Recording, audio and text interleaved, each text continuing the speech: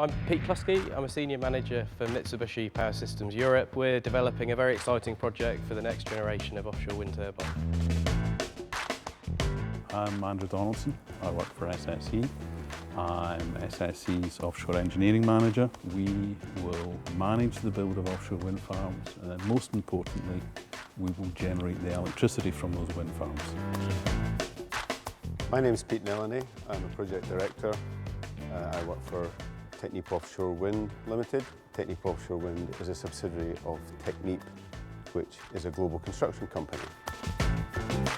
My name is Dominic Getting. I work for Wood Group Renewables as a project engineer. Our contribution to the overall project will be to deal with the substructure of the programme and also to look at installation, health and safety and operational and maintenance issues.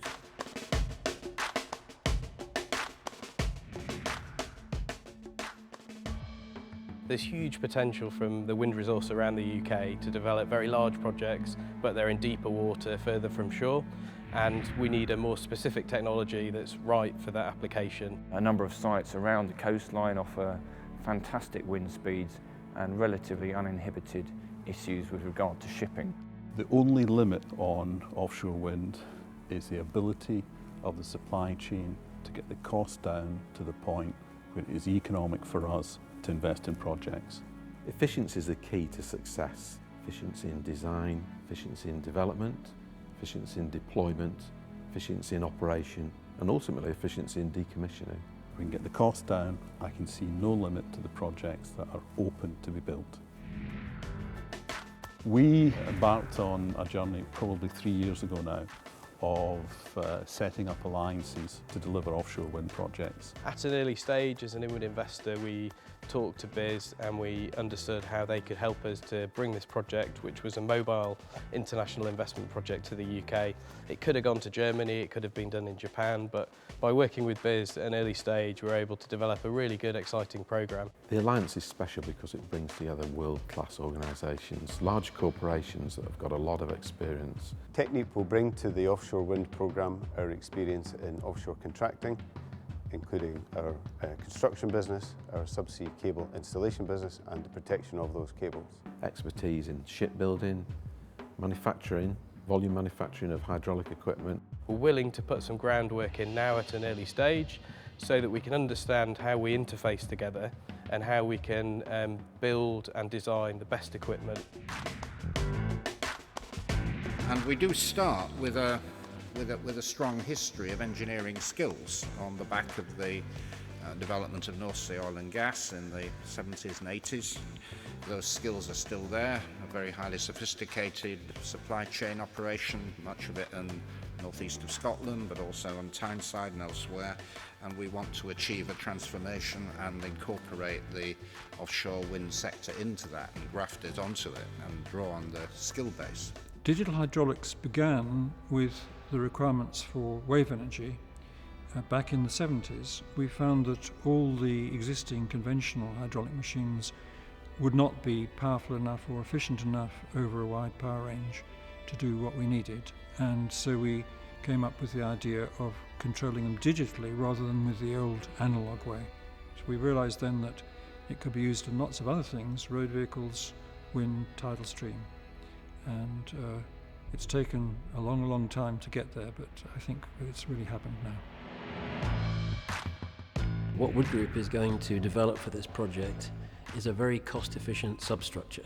What we're trying to do is design that in such a way that it complements the design of the turbine itself, so it's all in harmony with each other, so that, for example, the dynamic response of the turbine is tuned to the way we design the structure itself. And then the second part of it is designing so that it can be manufactured in mass rather than be a one-off fabrication structure, which is more typical for the type of structures that are installed in the North Sea just now. In terms of technique, we're looking particularly at the installation techniques for offshore wind. We're looking at the way that wind turbines can be carried out on vessels out to sea and installed safely and quickly. But also then, well below the sea level, we're looking at the way that cables are installed. cables that connect the wind turbines together and then connect the wind farm to the shoreline. And we've got some technology in that already and investing in research and development and capital plans for that particular aspect. And that's an area we see massive improvements being made in terms of this programme. Part of our journey on this exciting programme has been how we develop the specific turbine technology, and we're really excited to be able to work with Artemis. It's a company that we acquired in December 2010, and they have fantastic novel technology that you see behind me, which will help to produce very reliable, very robust and easy to maintain wind turbines. At the front end of the wind turbine, the visible part of it, you're trying to capture power depending on the varying wind at a varying speed, a varying very slow speed. At the other end, you want to turn an electrical generator very, very fast at a constant speed.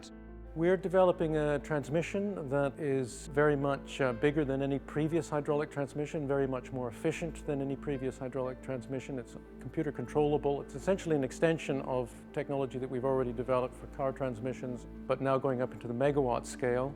And because we're using synchronous generators, the power quality is better than any other turbine that's out there. Even if it loses one small fraction of its capacity, it can carry on working. And that means that we don't have to pay for an expensive service visit. We can carry on working even if one of our components has gone down. If the technology is proven, it will give us an effective offshore wind installation programme which will be industrialised, the cost will be optimised. So getting this programme started at this stage is a fantastic opportunity for all the participants. It is going to create a focus for an offshore wind turbine, and that focus should allow a whole supply chain to become involved in the offshore wind industry. Once we have established it in the UK, then there are many international possibilities for this technology. That's why we have established very recently the UK Green Investment Bank. It's designed to act as a catalyst for private sector investment and to finance the green technologies as they emerge. The wind will continue to blow for generations to come. So as long as we put equipment in place that can collect that wind, then the fuel will never run out. Hopefully we'll be able to build an industry around this technology that will inspire young people for 20, 30 years to become engineers, to become project managers.